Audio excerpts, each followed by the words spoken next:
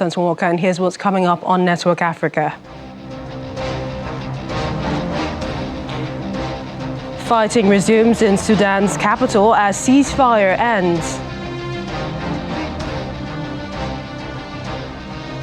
Deadly violence hit semi-autonomous states of Puntland and Lagos-Ibadan regions of Somalia.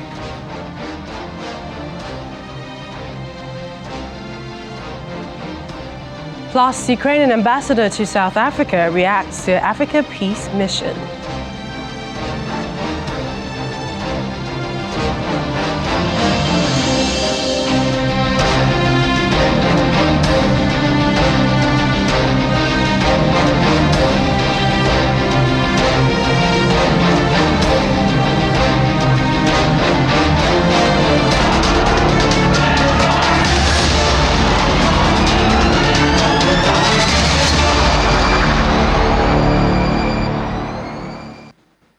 Reports from Sudan say fighting has broken out in all parts of the capital just before a three-day ceasefire expired early in the morning. Witnesses say the Sudanese army and the rival rapid support forces clashed in Khartoum. There are also reports of anti-aircraft fire during an army aircraft operation in Omdurman. The latest truce had been brokered by Saudi Arabia and the US, as with previous ceasefires. There were reports of violations on both sides. Armed conflict between Sudan's army and the paramilitary RSF began in April. Meanwhile, the RSF forces continue to accuse one another of bombing the intelligence headquarters in the capital, Khartoum. The army said the paramilitary rapid support forces shelled the building, while the RSF said the buildings situated within areas under its control were subjected to aerial bombardment and artillery attacks, accusing the army. The RSF in a statement accused the Sudanese army of a clear attempt to erase the evidence of their heinous actions. The intelligence headquarters is based in the same complex as the Defense Ministry, the army headquarters and a presidential residence. The attack on the building came on the last day of a generally respected 72-hour ceasefire, which was due to expire at dawn Wednesday. The crisis in Sudan has implications for the implementation of the revitalized peace agreement, and the impacts of the conflict are unfurling along multiple fronts. This is according to the head of the UN mission in South Sudan, Nicholas Haysom. Addressing the Security Council, Mr. Haysom says since mid-April, over 117,000 women, children and men have crossed over into South Sudan from Sudan along the border areas. The crisis in Sudan has implications for the implementation of the revitalized peace agreement in South Sudan. The impact of that conflict are unfurling along multiple fronts. Since mid-April, over 117,000 women and children and men have crossed over into South Sudan from Sudan along the border areas. 93% of these are South Sudanese returnees. I want to commend the government of South Sudan for its open border policy to all those who are fleeing the conflict with or without travel documents. The absorption capacity of the government and humanitarians in South Sudan, however, is under strain, with limited local resources and bottlenecks of arrivals in South Sudan's border towns, notably in Renk. In South Sudan, these factors are exacerbating the existing triggers and drivers of conflict, complicating an already tenuous security situation across the country. For example, reports of northern migratory cattle herders refusing to return to Sudan are concerning. The absence of local agreements governing the movement of cattle outside the drive season heightens the risk of clashes between northern pastoralists and South Sudanese agrarian communities.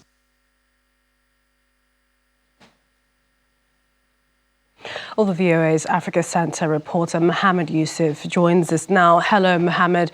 We're hearing that fighting has resumed in Sudan after the 72-hour truce. What more can you tell us? Despite having a 72-hour ceasefire that was agreed in Jeddah in Saudi Arabia between the RSF and the Sudan National Army representatives, of course, there was no respect to that ceasefire. They've been fighting and going on in parts. But there have been reports of heavy fighting immediately after a few minutes to 6 a.m., which was 72 hours after the expiration of that ceasefire. They were fighting in the capital, Khartoum, and the cities of Badr and Omdurman, and in particular, of course, there have been many fighting going on in west part of the country, particularly Darfur regions. The fighting still goes on. This ceasefire is the third one. There have been two in total, about 7 days plus 5 days. That's about 12 days, and now 3 days of.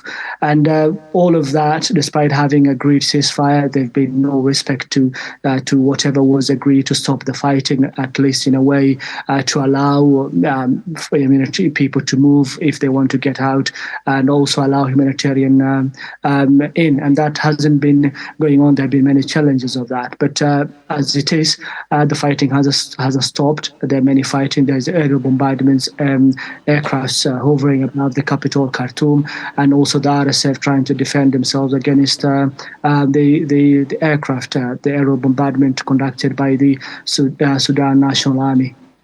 And it appears that they are accusing each other this time around of, doing one thing or the other, bombing the intelligence headquarters.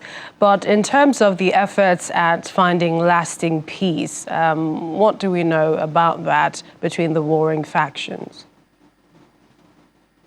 There have been talks going on in Jeddah, in Saudi Arabia, organized by, brokered by this Saudi Arabia and United States of America. And recently, I think last week, there have been also IGAD, the regional East Africa regional bloc, IGAD. They've met in Djibouti, trying also to put their thoughts into what's going on there. There have been statements they've issued, and we understand Sudan National Army in a statement said they were not happy with the statement that was issued by IGAD. For example, saying that Sudan National Army and RSF, saying that these two cannot be the same. We are in a way in charge of the government, and RSF should be called what it is, and in this case be called a militia or a rebel group.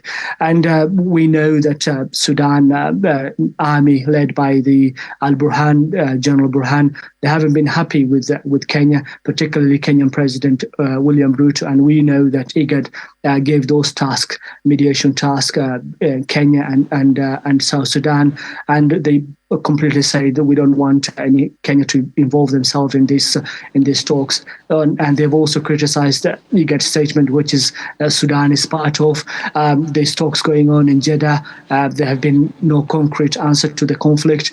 Now, will that now shift base now, because we know Jeddah is not working and IGAD, they're not happy with it? Is it a time now to push the level higher or try to go beyond the IGAD and regional bloc and go to African Union? That is time will tell. But it looks like if the region, that Sudan is not happy, particularly the National Army is not happy with the regional bloc, IGAD, and will the help now come from the West Africa, Southern Africa, Central Africa? Maybe people may be perceived to be neutral in the conflict. I think we will see where this develops, where this goes. But Saudi Arabia and America are not giving up on these talks. They are trying to push as much as they can, at least to bring the both parties together and to get sort of a ceasefire. But they're getting that, but it's not being respected. Is help needed from somewhere else? Now, this case, push it up higher to African Union. Will they need support of the African Union? Maybe now, as time approaches, more than 2 months of conflict.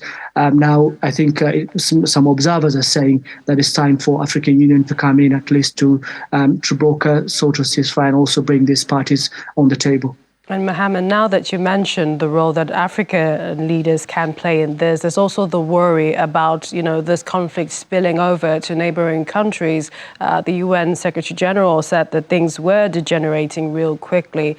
That is a worry for a number of African countries, especially with refugees who are trying to escape the city. Yeah, in part, part of the reasons why IGAD were meeting, the 8 countries that represent IGAD, they were meeting because of the conflict. They were trying to broker a ceasefire or try to bring both parties on the table. But in part, they were also really concerned with the general humanitarian situation and also the security of the region. And remember, Sudan itself is surrounded by countries that in itself, they're not that secure. You look at Chad in the west, you look at the South Sudan has its own problems. The border up in Libya, that is a crossing point for many people, for many Africans who are trying to go to Europe. And also there have been also routes for terrorist groups. That is, of course, a concern for the region. And as it is now, will there be a way also that time? Because you look at, for example, Sudan itself, they're not happy with Kenya, which is part of the regional bloc. Of course, it raises concerns. But now the question is, who do these two parties see as a neutral in all this, whatever mediation that is taking place? It's really difficult to tell where that will come from, but I'm sure African Union has answer to the conflicts. They're at least trying to bring both parties together. But I think that will have to happen. Indeed, time will tell. We'd like to thank you, VOA's Africa Centre reporter Mohammed Yusuf. Thanks again. Thanks for having me.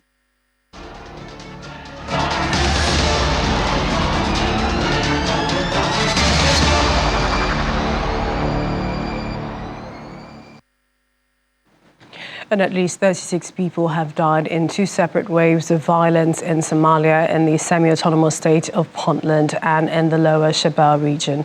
Doctors say at least 26 people have been killed in heavy fighting on Tuesday in Garowe, the state capital of Puntland. 10 others have also died after remote-controlled bombs exploded in a village southwest of Somali capital, Mogadishu.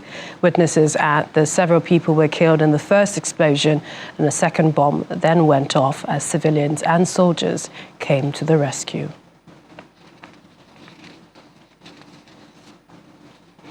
And Ukrainian's ambassador to South Africa, Lyubov Abravitova, has highlighted the challenging position that South Africa currently finds itself in.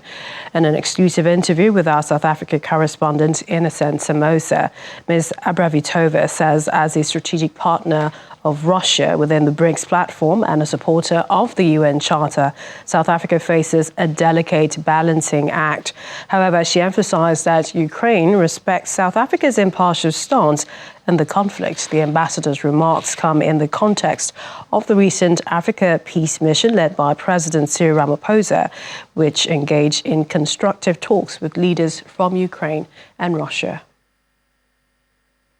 That mission was very much welcomed by the President Zelensky, because for us it was an opportunity to talk directly, immediately with 7 heads of delegations from Africa.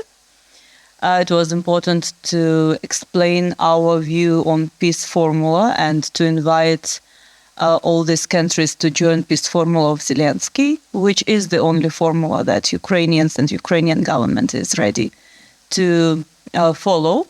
It very much coincides, by the way, with many other initiatives that came recently from different countries of the world. It was important to show the war crimes and crimes against humanity that Russians committed in Ukraine, that presidents were able to visit Bucha. They also were able to see the destroyed arms of Russian Federation, just to show the scope of and amounts of funds that Russia is putting into that war to destroy Ukraine. As your president mentioned, that was the mission to listen for both sides. And I think that certain achievements that you probably have in mind are to follow, and it very much will depend on further follow-up and further dialogue, both multilateral as it was established, but also bilateral.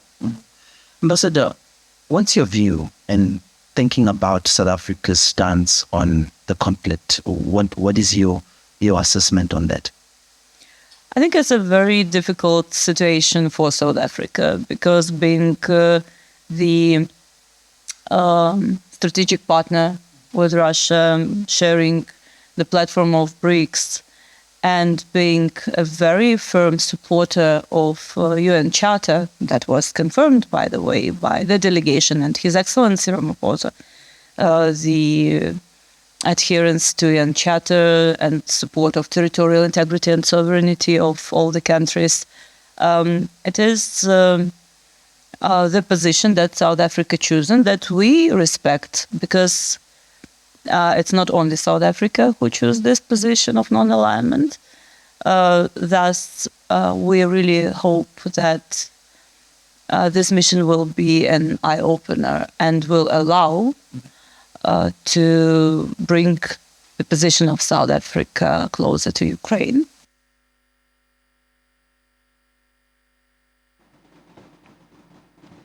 Still ahead on the program. South Africa issues warning over wild cats roaming in Northern Cape. We have details when we return.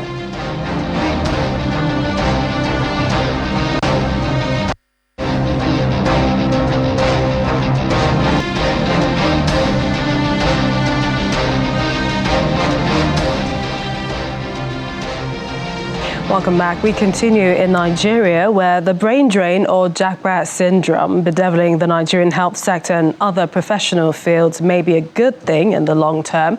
And that is if you to choose to travel get good education and training so they can return to contribute to development. Youths must also pursue their passion vigorously, as this is the route to profitability. These are some of the thoughts shared by the co-chair of the Bill and Melinda Gates Foundation, Bill Gates, when he addressed a group of Nigerian youth online and on-site at the Africa Youth and Innovation Forum, organized in partnership with the Lagos Business School and Co-Creation Hub. The business magnate also responded to questions from young people on balancing profitability and impact in entrepreneurship. In a sense, people leaving is a good thing if you up the amount of training you're doing. So you say, okay, some of our doctors can go get a very high salary in the UK or the US. Some of them will pay to their family broadly, and some of them will return. Many of these doctors I'm working on innovative work spent some time up in the UK or the US, and that's just part of their training. So having a big diaspora that includes people coming back into business, into government, that's a very healthy thing. Of course, Lagos State collects way more taxes. I mean, Lagos is advantaged economically relative to the rest of the country. But, I do think the government has to commit, hey, we are going to do better in health and education. And in return for that, as we're shifting, some subsidies, part of that is going to be getting up to a level that, really is an investment in the next generation,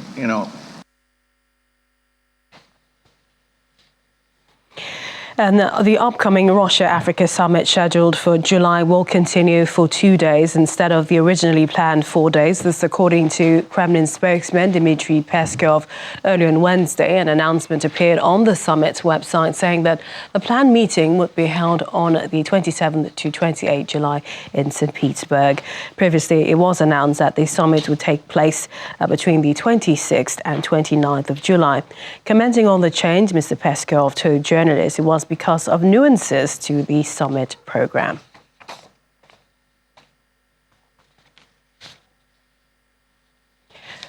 South Africa and the governments of the Netherlands and Denmark have launched a $1 billion green hydrogen fund to help kickstart an industry seen as critical to the country's decarbonisation efforts.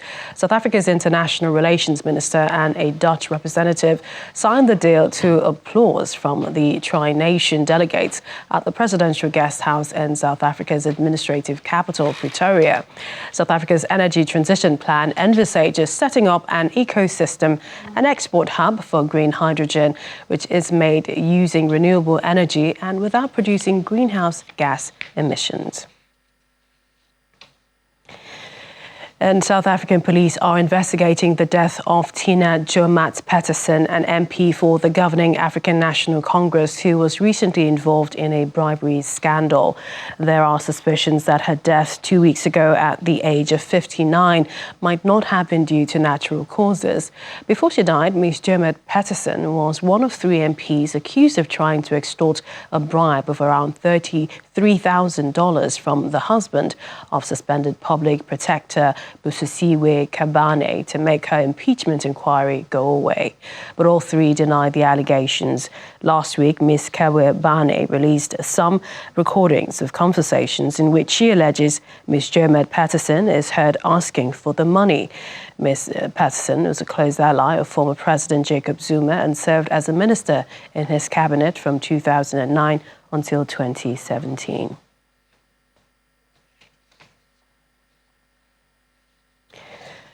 And back in Nigeria, the Federal Ministry of Works has announced that the Lagos-Ibadan Expressway construction may be completed by the end of July. This is according to the Federal Controller Works in charge of Lagos State, who visited the site today. She says motorists should obey traffic laws always to ensure movement on the highway. This gridlock on the Lagos-Ibadan Expressway has become normal routine since the contractor, Julius Berger, commenced rehabilitation work from the Kara section of the highway to the old toll gates since early last year. The situation is on both sides.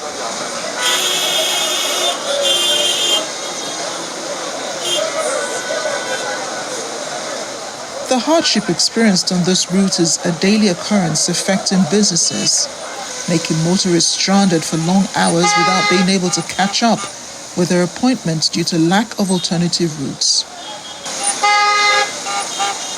Usually, motorists coming from the old toll gates are stuck in traffic as a result of the ongoing construction work and the demarcation on the road. The people are unhappy about the situation. It's a terrible experience, very terrible experience. Because the vehicle have been in since 11:30, got here past 12 from Bariga, which normally doesn't take us more than 10 minutes. It's horrible. I think it's better government do something about this. The traffic is very, very hectic, and it disturbs a lot of the, passengers up and down. So I'm still pleading to the government to, put more action in doing the job, quicken the job, so that the traffic will be free. People are suffering. The Federal Works Controller in charge of Lagos, Olukorede Kesha, appeals for more patience, saying the Lagos-Ibadan Expressway project will be completed this July. We've been working, contractor has been working, and then you will agree with me that while we were working before here, the work was faster than here. But we left this to the end because this place is the most critical section of the road. Bearing any unforeseen circumstances, we hope to deliver the major highway, with the exception of all the other appurtenances, by July ending. There was a time not much was going on in Lagos. Nobody complained, nobody protested. But now, a lot of things are going on at the same time in Lagos. So it is expected that they will suffer a little bit of inconvenience. But if we all learn to go by the rules, to listen and obey our traffic managers, I think we'll be better for it. But what we have is a case of indiscipline on the part of motorists. She also speaks on Ijora, Apogbon, and the Echo Bridge. Concerning Apogbon Bridge, Echo Bridge, we're in serious talk with the contractor. We hope by the middle of July, the contractor should be off the sites and the bridges will be open to traffic. By middle of July, both bands, Apogbon, Echo Bridge. Ijora Causeway, the portion that collapsed, the contractor just finished the demolition of the sites and repair works now will start in earnest. A new date for completion is now July, given by the Federal Ministry of Works. Motorists and other road users will keep their hopes up that words this time will be matched with action.